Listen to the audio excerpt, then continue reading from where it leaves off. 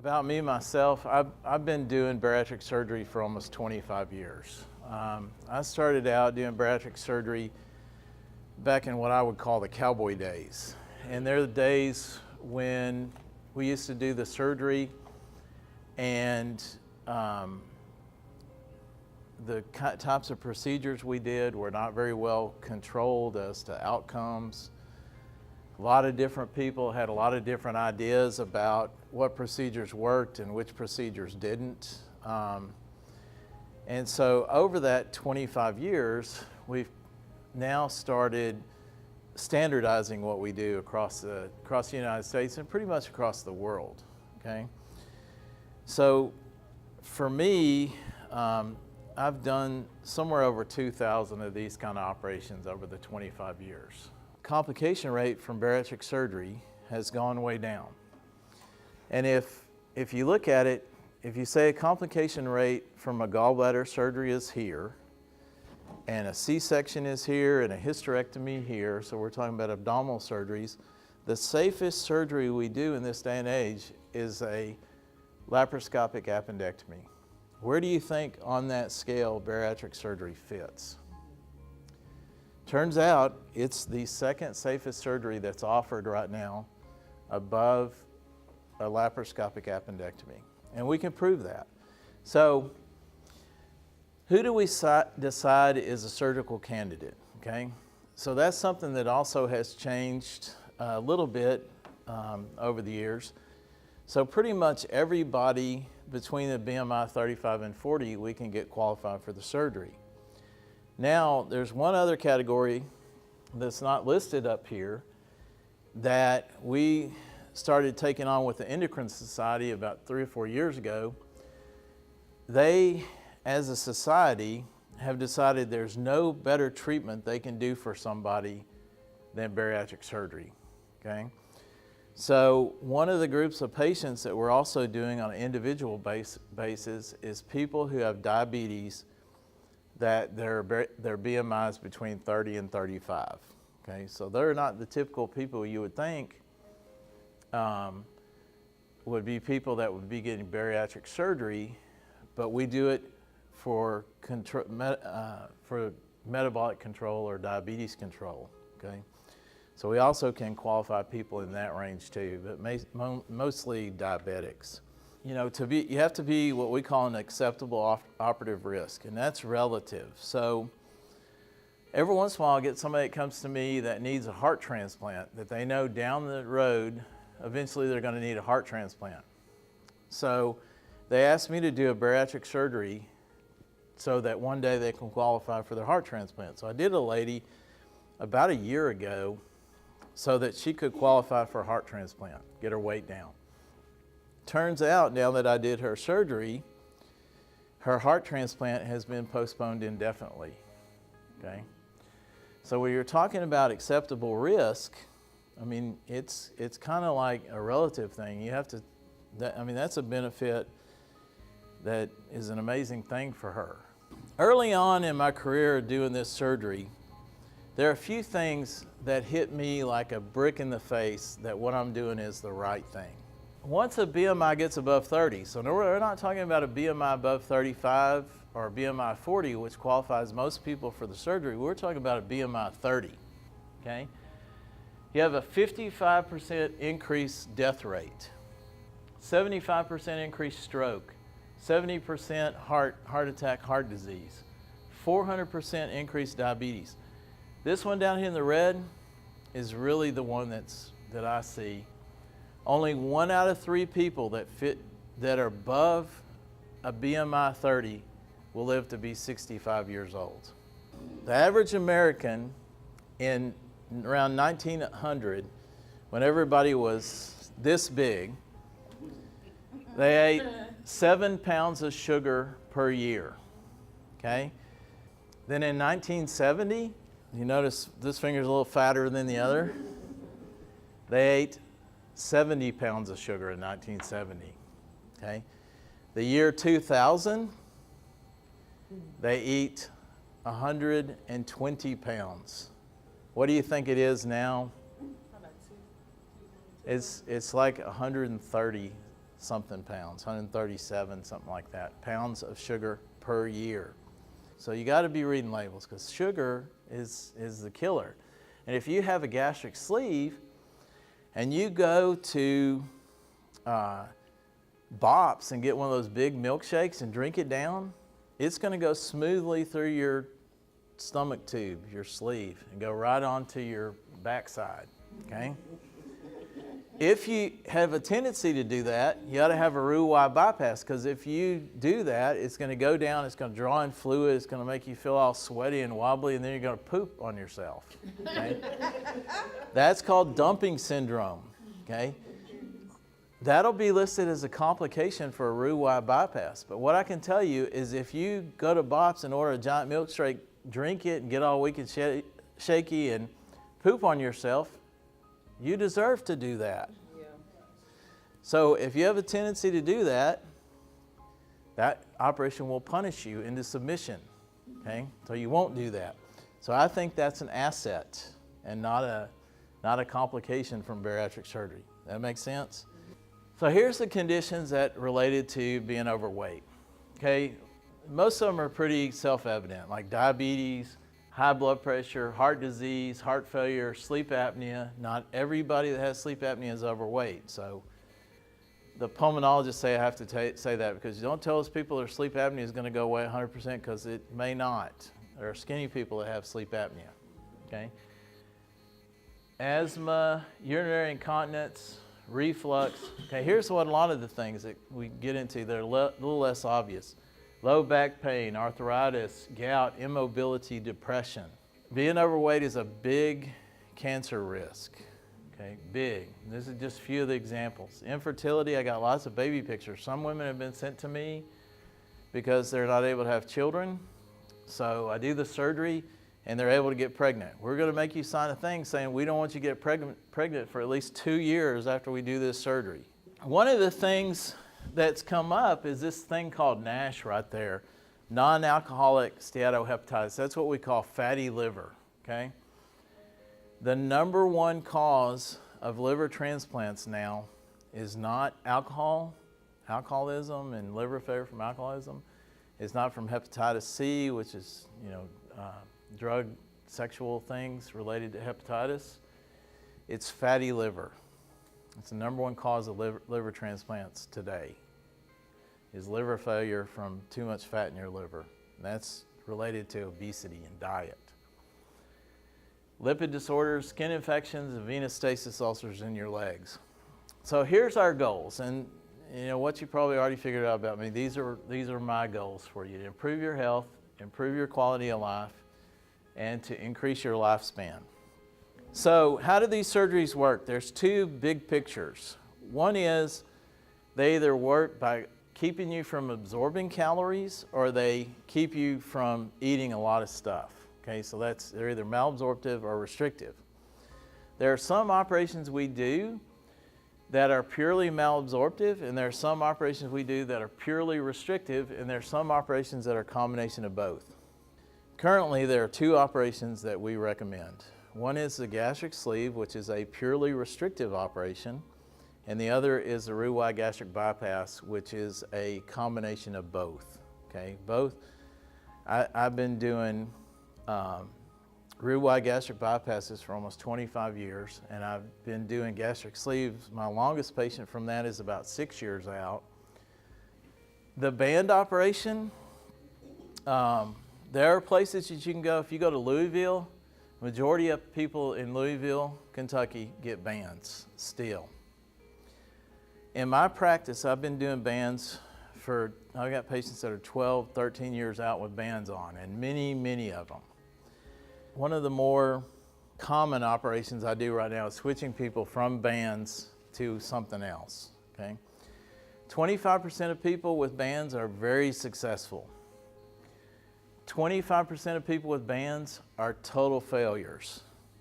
And about 50% of the people I've got bands on struggle daily, weekly with keeping their weight off, okay?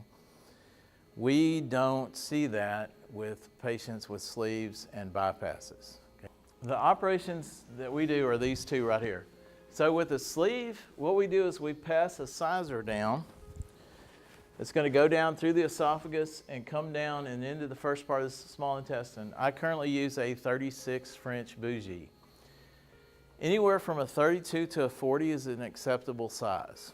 If I take my jacket and I pull this straight tied up against my stomach, what can happen? It'll pop these buttons off, right? But if I leave it kind of loose and then I staple it, it's not going to be so much pressure on it. So that's why I use the 36 and I don't slam it up against her and pull it really tight, because the staple line could pop open. So a lot of people ask me, how much stomach do I take out? It's not important how much you take out, it's how much you leave in. We want everybody's stomach to be exactly the same size when we're done. So if somebody's got a stomach this big, we're going to leave a thing that's a little bit bigger than this as a tube sleeve. And if someone's got a stomach this big, we're still going to leave this much in. That makes sense to everybody? With a bypass, this end had been attached to here. So we're going to divide the stomach, then we're going to divide the intestine, we're going to bring this up and attach it to there. So this is the restrictive part. I try to make that no bigger than my thumb. And then this length on here is the malabsorptive part. And we usually leave that between 100 and 150 centimeters. So your food doesn't start absorbing until it gets down here and mixes with the acid from your stomach. Okay? This is what we call a common channel. For whatever reason, if your food does not go by here, with diabetes, 40% of the people we do that surgery on are going to be cured that day. Okay? We don't know why that is. We think it's some kind of immune phenomenon, but a lot of hormones that control diabetes and all that stuff are put through here. With a sleeve, your food still goes by here. Okay? So that's why it's not as good an operation for diabetes. Okay? And then the rest of them, as the weight comes off, then their diabetes starts getting better. A band does not really do anything for diabetes. Okay? Another way these surgeries work is they work on a hormonal level, which is this part of the stomach right here. There's only one hormone that makes you have appetite. It's called ghrelin. Okay? There are about 10 hormones that fight hunger in your body, so that means ghrelin is a really strong hormone. If we take, most of the cells are in that part of the stomach. If we take that part of the stomach out, ghrelin production goes way down. So the operation helps you with hunger by getting rid of those cells that produce hunger. Same thing with the bypass. They're here, but basically they're disconnected from the nerve supply to get them to reduce in the face of brain signal. We don't know exactly how that works, but same thing, it down regulates ghrelin so that it's not only restricts how much you can eat, this one gives you some malabsorption, and it drops ghrelin production. So it's also a hormonal operation. Okay? Pretty much we've already explained that. Operating time for me, it takes me about 30 minutes to do a sleeve. If somebody's got a hiatal hernia, I fix all those, because if you don't, a lot of people have reflux with that. They never quite feel right. At the time of one of these surgeries, it takes me about 5 to 10 minutes to fix a hiatal hernia. If I have to bring you back and do it 2 years from now, it will take me anywhere from an hour to 2 hours to fix it. So I'd rather take the 5 to 10 minutes now than 2 hours later on. Sleeves about 30, 45 minutes. Bypass takes me anywhere from an hour to an hour and 30 minutes, most time a little over an hour. Band takes about 30 minutes. Most of my sleeve patients go home the next day. Bypass patients usually go home the second morning after the surgery. So they stay 2 nights in the hospital. Time off work, I tell everybody you need to plan to take 2 weeks. Okay? A lot of people, if I got a hard charging business guy that runs his own business, he's going to be back the next week. All the patients I did last week, I saw back in the office on Monday. You couldn't tell sitting in the lobby with them that they'd had surgery 5 days before. I also do the gastric balloon for weight loss. It's called Reshape. It's got 2 balloons. That is not a long-term solution for obesity. It is for patients whose BMI is between 30 and 40. And the best way I can explain it, that I think it's of value, if you want to go to your 20, 30-year high school reunion and you want to look good, or you want to go to your daughter's wedding or to your own wedding and you want to get some weight off to look good, I can put a balloon down there for 6 months. I've got to remove those at 6 months. So a significant number of the people keep their weight down, but does not take enough weight off of most people to restore health like the other operations. I like the Reshape balloon as opposed to the Obera. It's got 2 balloons. One of the things that can happen is a balloon can burst. We put green dye in there, so if a balloon bursts when you have one, because you stand up to the toilet and you pee green, that means you got to call me. And most people probably would. But because it has 2 balloons, the system is not going to just pass on into your small intestine and make me have to do an operation to get it out, because there's still another balloon that's intact, because I have to fill those up separately. There are some terms you have to know. The first is you have to know what your BMI is, okay? If you don't know, we can calculate that for you. It's just a relationship of how tall you are to how much you weigh. I have a website that's called mssurgery.com. You can go in there and plug in the numbers, and it will tell you your BMI. There's also a few videos of how the surgery is done that you can see on there. So let's say somebody comes to us and their initial weight is 250 pounds. Then we need to know what their ideal weight is. Okay, ideal weight is a table that came out by the insurance companies in 1920s. They said if somebody's going to live the longest, they need to weigh this many pounds. Okay? So we just look on that table, see how tall you are, and see what your ideal weight is. So if somebody comes to us and their initial weight is 250, their ideal weight is 150, that person has an extra 100 pounds. So it has an excess weight of 100 pounds. If we do a sleeve on them, how much weight are they going to lose? So a sleeve gets 60 to 70% loss of excess weight at 2 years. So a person that's 100 pounds of excess weight is going to lose 60 to 70 pounds. So that would be your goal. If somebody has a real wide bypass, they're going to lose, and they're 100 pounds excess weight, they're going to lose 75 pounds. Okay? We're not going to talk about the band. And so for me, what I'm looking for in most people for weight loss per week with one of these 2 operations is somewhere 2 to 5 pounds per week. Okay, so their weight will come down like that. We put you on a liquid diet before the surgery. Everybody's liver is like a giant sponge that's like the color of that wall right there, and that's fatty liver. If we put you, and the consistency is like an overripe peach. If I take my thumb and just stick it in there like that, it'll go right into the liver, okay? If we put you on the liquid diet before the surgery, your liver will shrink. Its color will go from the color of that wall right there to kind of the normal liver color like you see in the grocery store, is about the color of this chair. And the consistency will get like that chair you're sitting on. So I have to lift the liver up to get to your stomach. It's much safer if your liver is all nice and like we just talked about when I lift it up. It's safer. Other than quitting smoking, it's the safest thing you can do to get ready for your surgery. So we usually do what we call full liquids for a week and then clear liquids for a week. Then when you have your surgery, then clear liquids for a week and full liquids. Well, the second half is real easy because we've taken out what? The ghrelin hunger cells. So that second 2 weeks is a breeze.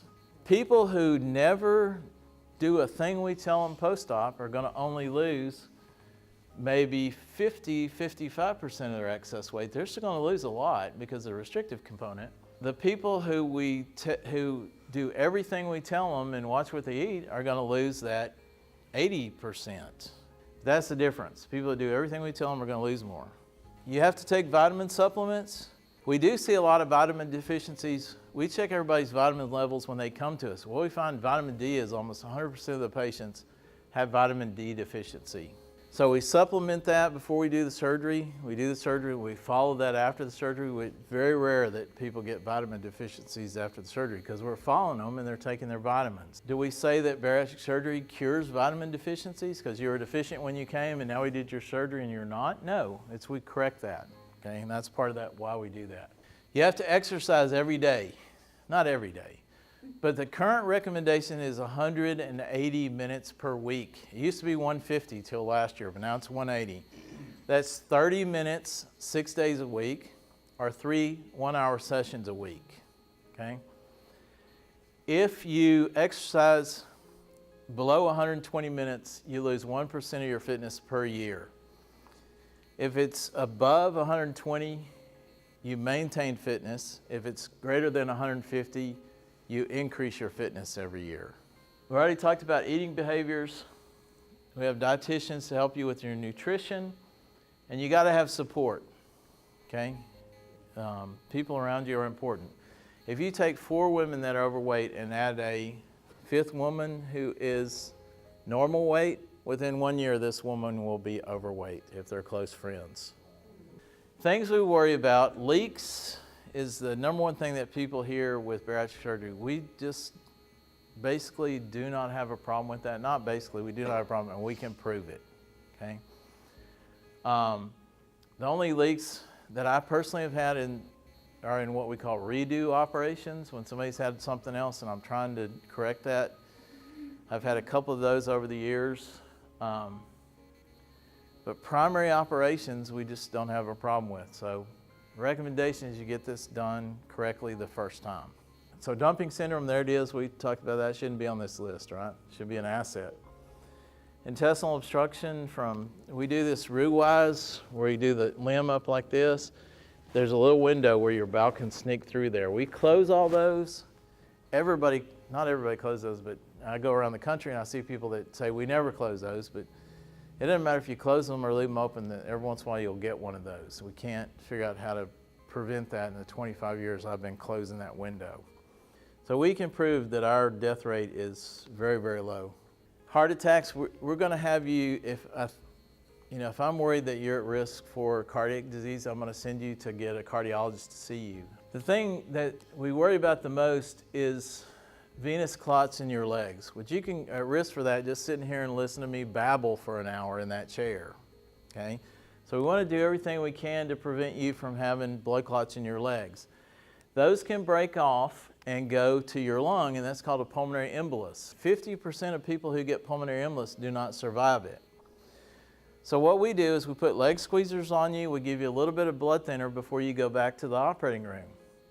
And we give you blood thinner after the surgery. But what can happen to you is if we're giving you blood thinner and we do surgery on you, you can have bleeding, right? So what we found is that when we do sleeve operations, we reinforce the first 3 staple fibers, and when we do that, the bleeding problem has pretty much gone away. I can say all along that weight loss surgery improves health problems.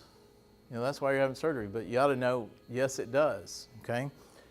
So sleep apnea, 74 to 98% improves or resolves. Heart disease, hypertension, reflux. You see this number 83? That number is actually higher. You see that circle on there? What does that tell us? This slide was produced by the band people. If we take those band patients out of there, this number is a lot higher. It's in the 90s, okay? So venous stasis, incontinence, all those things.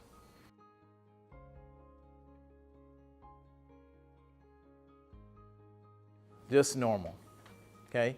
The only thing that would alter is what we call an EGD, where they look down in your stomach. With a gastric bypass, this part of the stomach is going to be disconnected, so they can't see that. So one of the worries that we had early on is, what about somebody gets a stomach cancer and we can't see that part of their stomach?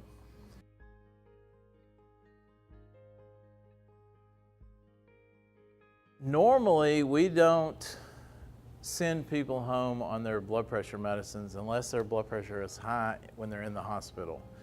Because what happens is you're on that liquid diet, your total body sodium goes down, so you're not holding on to a lot of extra fluid. What does your doctor tell you if you got high blood pressure? Don't eat salt, don't take a lot of fluid, right? So your salt content goes way down. So most people, their blood pressure is under control during that time period. As we start adding foods back, some people, their blood pressure starts going up. Majority of them, it does not. Now, if you're on a beta blocker, that's for heart protection. We will keep you on that.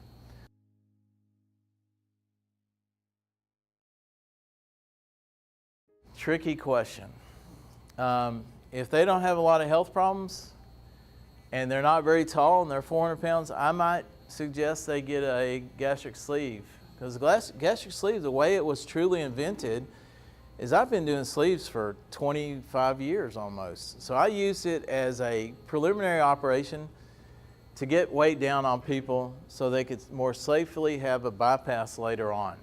What we found is the majority of those people, we didn't have to come back and do their bypass. They lost enough weight that they were healthy and not having any trouble, so we didn't convert them over. That's how we developed sleeve operation.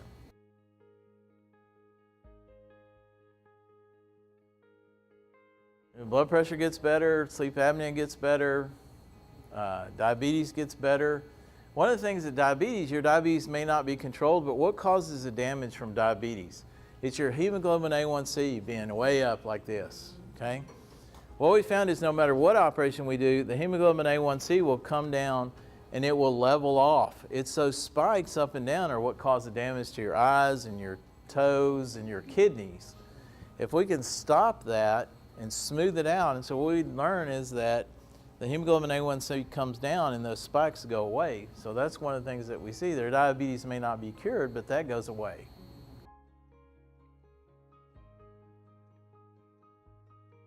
I've seen 2 people that had trouble stop losing weight. Both of them getting hundreds and hundreds of narcotic pills a month. Both of them. Send them to treatment. Their dependency on narcotics is fixed. Guess what happens to their weight? Yeah, it's not from the surgery.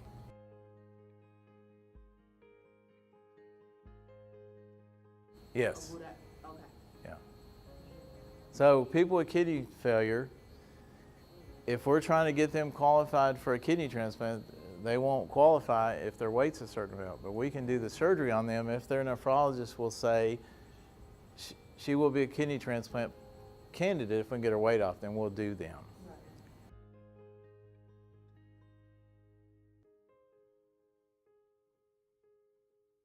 I think I did a guide last week, paid cash, and he said the most bang for my buck is to have a gastric bypass. We know that if you have a gastric bypass, financially you will get your money back within 2 years. If you find something to invest in that will give you 100% return on your money in 2 years, you better put your money into it. Because what's the average that we're all looking for? 7 years. So it's 2 years with the gastric bypass. That number comes from Blue Cross and Blue Shield. They want to know how long it takes them to get their money back. That's where we get that number from. Sleeve is probably going to be 3 years. They haven't done the calculation. A band is almost 5. So he said, my best bang for my buck, I'm a smart guy, I'm an investor, I own my own business.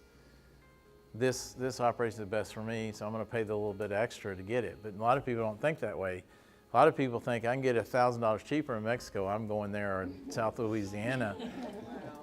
And they'll sell their soul for $1,000, I can tell you.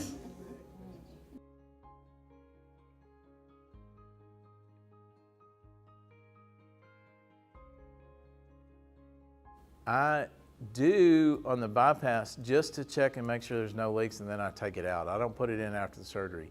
It increases the risk. I also mostly don't use drains. That also, if I'm doing a redo operation, sometimes I will, but most patients I don't put drains in. And I do put a catheter, a Foley catheter in, a urinary catheter in most of the bypass patients, so I can watch their urine output overnight. The sleeves, I do not do that.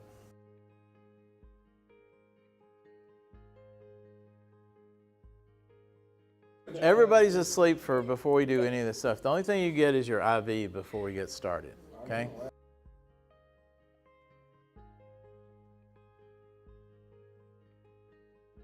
I do them all laparoscopically.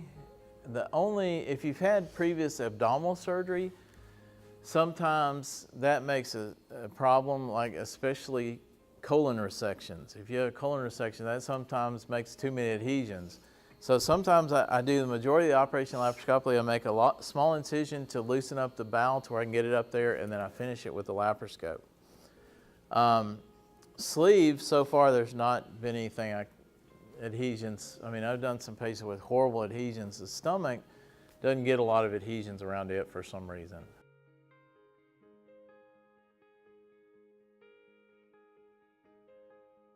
If you've had a restrictive operation and it hadn't done well for you, it doesn't make sense to me to switch it to another restrictive operation, okay? That said, I've done a lot of those and the patients have done well. I personally think it's safer and more effective to switch it to a bypass.